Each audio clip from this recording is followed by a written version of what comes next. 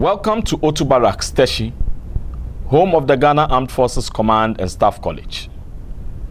This prestigious institution offers quality command and staff training at both the tactical and operational levels, together with higher academic studies up to postgraduate degree level to officers of the Ghana Armed Forces and the armed forces of sister African countries. Officers of other security services in Ghana also attend the college. As a regional center of excellence, the Ghana Armed Forces Command and Staff College aims at enhancing the leadership, analytical, and communication skills of selected middle and senior level officers to perform command and staff functions through research and active development of a broad understanding and knowledge of single, joint, and combined operations, as well as the management of the wider aspects of defense, conflict and crisis, and peace support operations. The idea to establish a staff college for Ghana was first conceived immediately on attainment of independence from Great Britain in 1957, when it was realized that it was necessary to train Ghanaian officers to take over from the departing British officers then serving with the Ghana Army.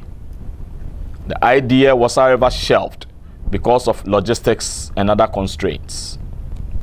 In the early 1960s, as the Ghana Armed Forces expanded, the requirement for more trained staff officers increased considerably. Consequently, the National War College was established in October 1963 to train selected Army officers for intermediate command and staff appointments.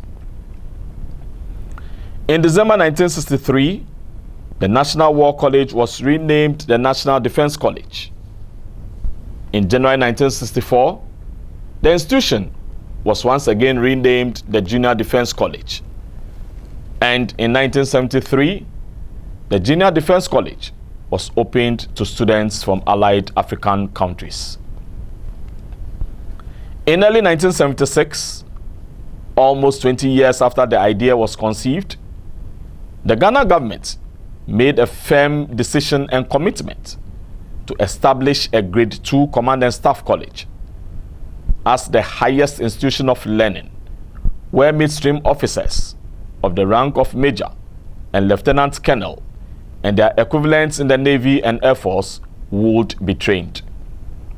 The United Kingdom and Canada supported the project by providing a military advisory team made up of 6 officers from the United Kingdom and 3 from Canada.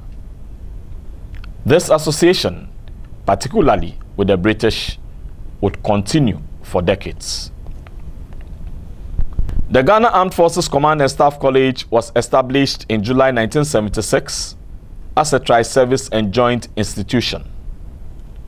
The United Kingdom-Canada Military Advisory Team worked jointly with selected Ghanaian officers to form the nucleus of the faculty of the newly established Ghana Armed Forces Command and Staff College. In October of the same year, the Junior Defense College was placed under command of the Ghana Armed Forces Command and Staff College as its junior division, and the course run there was changed to the Junior Staff Course. The year 1977 marked a new chapter in the history of the Ghana Armed Forces, when Course 1 of the Senior Division of the Ghana Armed Forces Command and Staff College assembled on 10th January with 28 Ghanaian officers. Their successful completion and graduation on 16 December 1977 demonstrated the capability of the Ghana Armed Forces to shoulder the responsibility for the training of selected officers for higher command and staff appointments to meet international standards and our national needs. Since its establishment, some distinguished senior officers have been at the helm of affairs of this all-important institution and have contributed immensely towards its success story. In all, there have been 18 past commandants of the Staff College. The first commandant of the college was Lieutenant General Joshua Hamidu.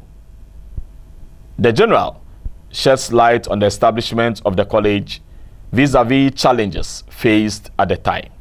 I was rather astonished because I had been away from the army for quite some time as ambassador in Senegal, and from Senegal I went to London to the Royal College of Defence Studies, and it was after the course that I was told by the defence advisor that there was an idea to appoint me commandant designate of the Ghana Army Staff College. I did not know there was a staff college. I knew there was a junior defense college. So I was quite astonished that it was sprung on me. And what could I do but accept it? I decided that we should include the possibility of expanding the staff college into a degree awarding college. So I visited Legon to see the Vice Chancellor, Professor Bequin, Ajay Bequin, and he gave me a lot of information on what to do to make a university tick. But we're not ready to be a university yet. We're not even ready to be a good staff college. But it was something we put into our system so that once we got started, we would develop the idea. Pursuant to its higher education policy, currently, the college runs an integrated regime which combines the staff course and academic program. Major models of the staff course are the Exclusive Economic Zone Management and Operations course, the Defense Management course, the Conflict and Crisis Management course, and the Integrated Peace Support Operations course. The Exclusive Economic Zone course aims at providing professional maritime practitioners, affiliated stakeholders, and important decision makers in the maritime industry with the background knowledge required for effective exclusive economic zone management and operations. The aim of the Defense Management course is to expose uniformed and civilian personnel working within and in collaboration with the security sector to the issues, principles, and techniques relevant to improving the governance and management of the defense and security sectors. In that regard, invitations are sent out to other security services, ministries, departments, and agencies to send officers to participate in the course. It must be placed on record that the college receives a lot of support from the British Defense Advisor to Ghana and the Cranfield University of the United Kingdom in running this course. Like the Defense Management course, the Conflict and Crisis Management course also draws participants from various institutions, including uniformed and emergency services personnel. The aim of the course is to provide participants with a clear understanding of conflict and internal crisis management in order that they can work more effectively, efficiently, and cohesively. The Integrated Peace Support Operations model has embedded within it an ECOWAS Combined Joint African Exercise, popularly termed CJAX. This is an exercise run simultaneously by the Ghana Armed Forces Command and Staff College and the Armed Forces Command and Staff College, Jaji, Nigeria. The purpose of CJAX is to train officers at operational level in a joint multinational and interagency environment in order to promote synergy between ECOWAS Command and Staff colleges. We agreed that there should be an ECOWAS-led mission that will be inserted within 14 days. It is also meant to enable a better understanding of the challenges involved in planning and coordinating a complex multinational peace operation. Students undertake numerous other exercises and presentations to meet the requirements of the Command and Staff course. These exercises and presentations take place within both single service and tri-service environments. Additionally, students undertake 2 study tours while on the course. One of the study tours takes students to various regions in Ghana, whereas the other one takes students to selected African countries. These study tours form part of the environmental studies package, which aims at developing in the students a broader perspective on national and international affairs. Exercise in Kabum is the final exercise of the Command and Staff course. It is a summation of all that the students have learned during their near 1-year stay in the Ghana Armed Forces Command and Staff College. The description of the airports and the export well. That was one. Yes.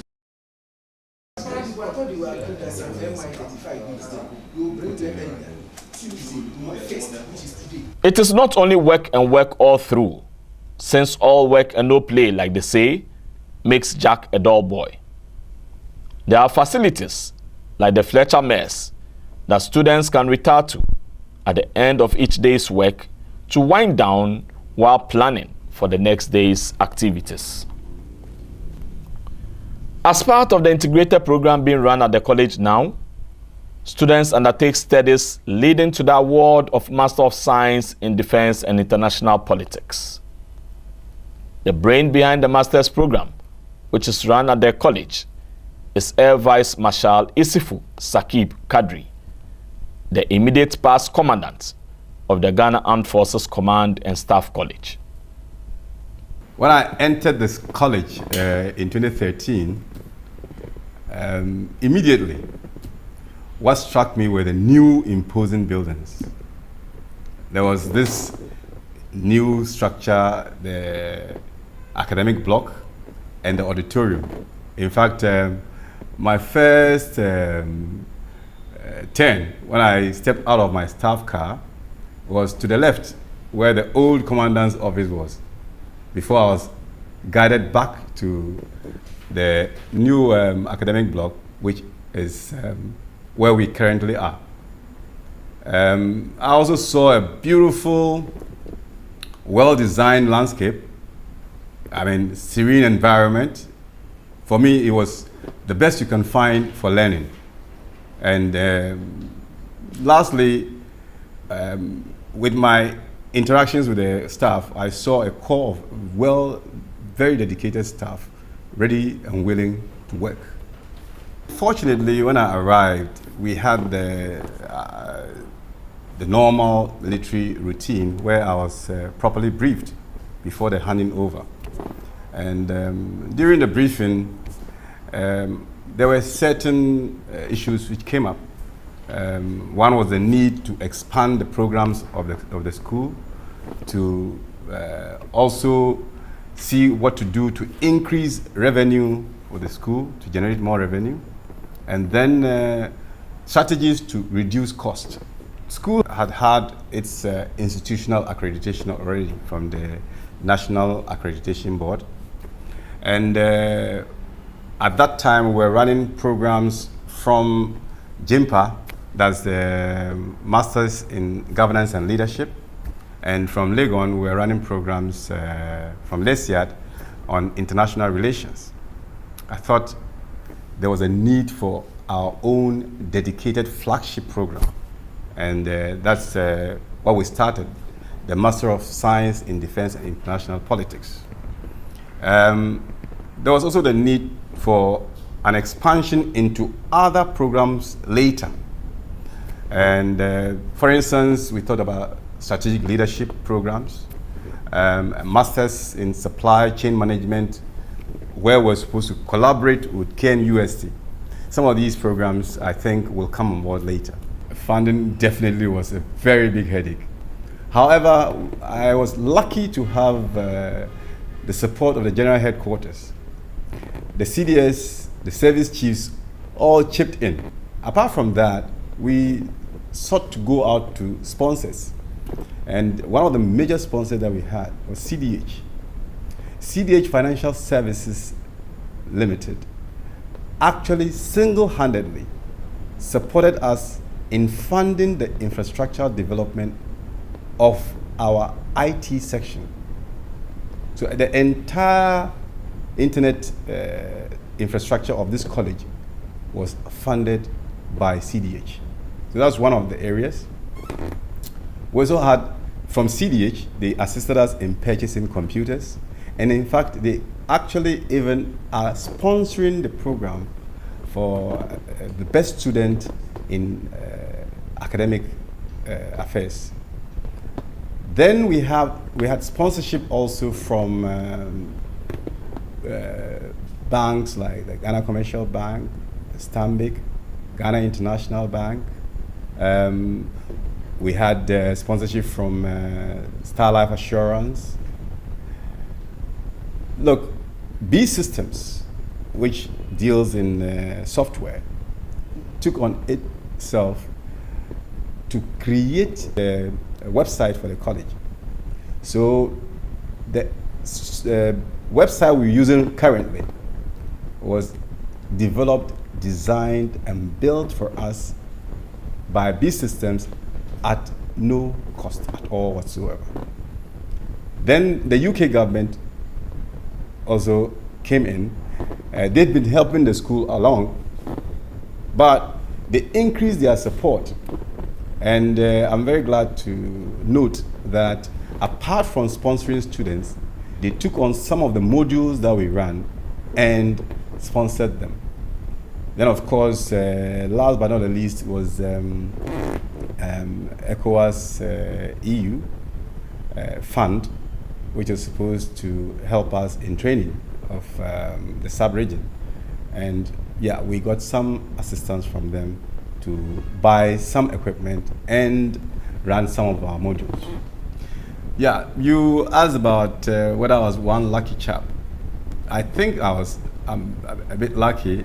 Of course, the interpersonal relationship helps, but we definitely had some problems, some challenges. One of it, and I think one of the most important, was change management. You know, moving from the type of environment we had to a paperless one required a lot of ingenuity and some degree of dedication to get things going. It's usual for people who are very used to one way of doing things to move to another way of doing things. And that's the challenge we had. Here we are, everything was hard copy, from letters to students' exercises.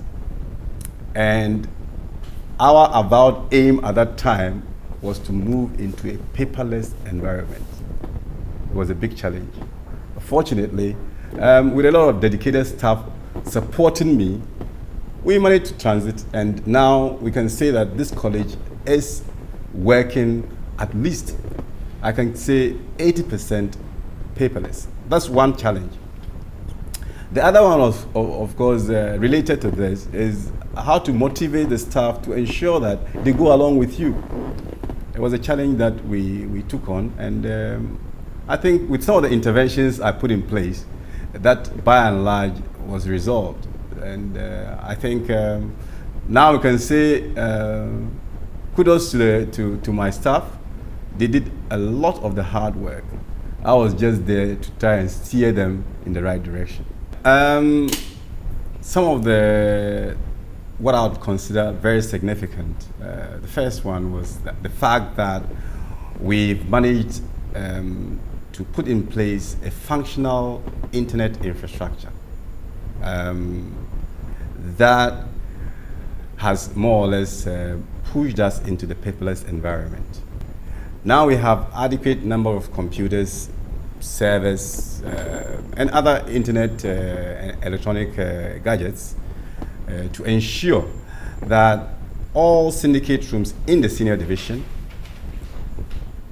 all directing staff offices, all admin and academic staff offices are covered. While still on the internet issue, we also had to push for connectivity of the library. And indeed, our library is now online. The students can get portals that we have subscribed to. For instance, we are now part of the consortium of academic and research libraries of Ghana, the CALIC. The other one is the fact that the college managed to get its own flagship master's program, the Master of Science in Defense and International Politics. The Director of Academic Affairs of the college, Dr. Vladimir Entry-Danso, elaborates on the Master of Science in Defense and International Politics program. Since 1998, and let me mention General Coleman over here, when we met, we discussed the possibility of creating this kind of academic wing of the college. Because in most places, that is what we have, that the soldiers, let me call them, the officers go out with some academic credentials attached to their military kind of scholarly things they've done in the college.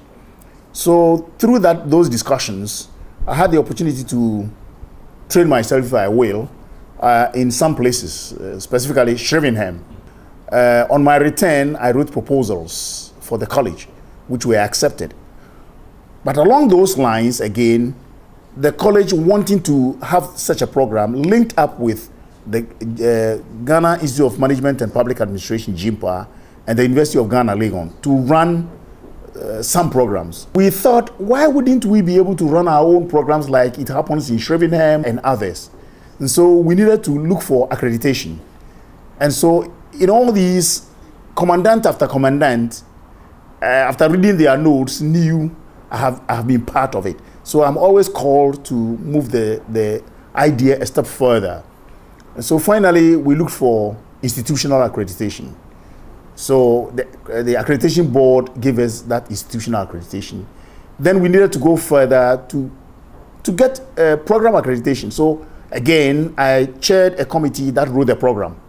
And we decided to coin a program that is nowhere to be found on this earth. It's Master of Science in Defense and International Politics. Why that?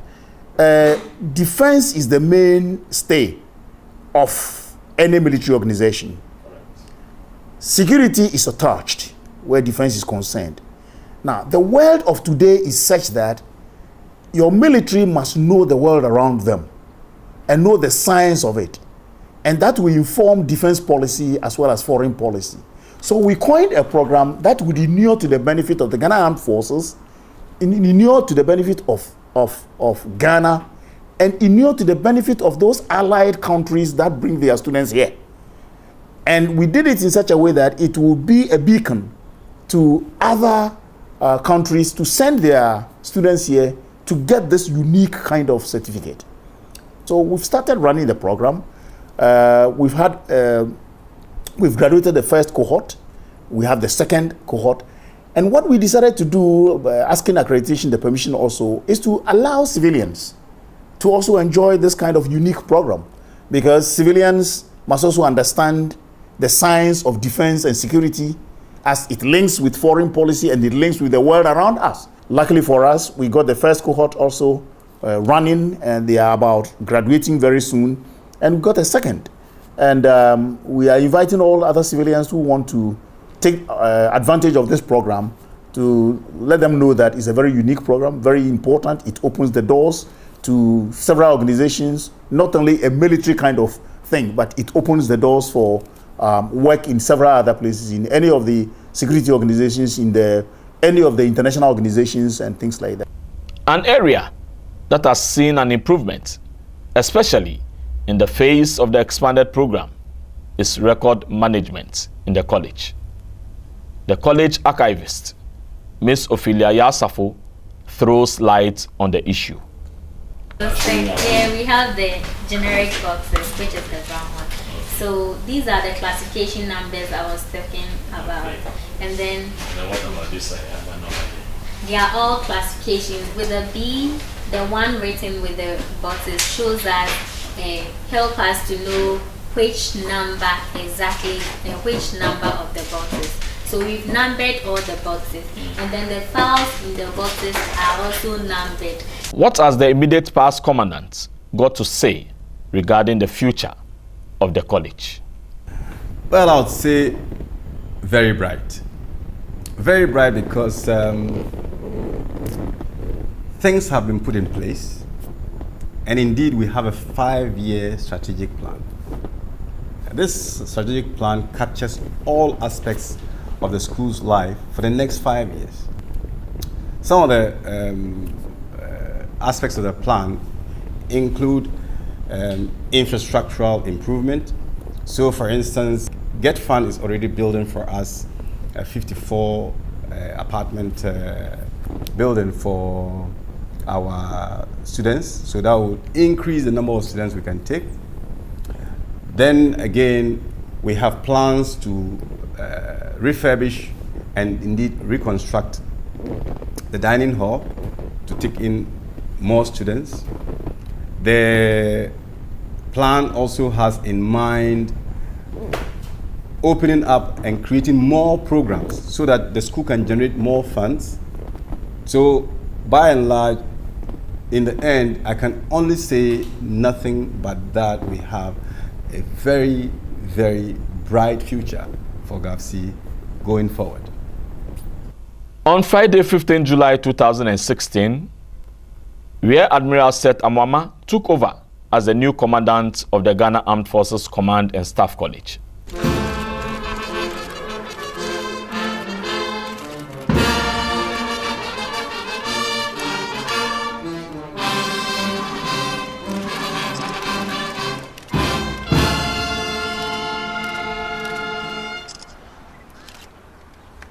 He shares his reaction on his return to the college, this time as the commandant, and his expectations with us. Thank you for the compliments, and I want to seize the opportunity to thank the President and Commander-in-Chief for the confidence he has reposed in me to lead this very noble and prestigious institution. Certainly, the college is not new to me. I was a student in the junior division and in the senior division. Then I came back as a directing staff at both the senior division and the junior division. But I've been away for 10 years.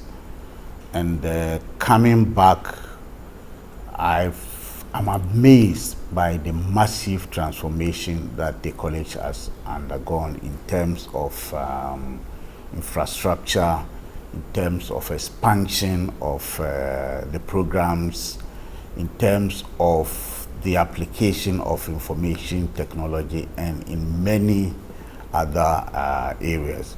So I want to acknowledge the work that the previous commandants have done, especially my predecessor, AVM Kadri, for the quality leadership of innovation that he provided, and that has raised the standard of the college as a center of excellence. I note with admiration, the work that the previous commandants have done. I also note, and I'm encouraged and inspired by the fact that I have a core of dedicated, motivated staff, both academic and non-academic, who are ready to accept new ideas. We are also guided by the vision of the college, that is to project the college as a center of excellence, to be amongst the best on the continent and elsewhere. And so with this at the background, going into the future, together with the staff, it is my expectation that we would continue to expand the facilities of the college to create the environment which is conducive for learning and research, so that the quality of the products of this college would continue to be improved. Going forward, we also would be expected to review the programs and add additional programs so that we position the college strategically to confront, to deal with the challenges of the world. And so briefly, these are some of the expectations that I hope to bring to bear on the college. After all is said and done, there is no doubt whatsoever that the future of the Ghana Armed Forces Command and Staff College is bright.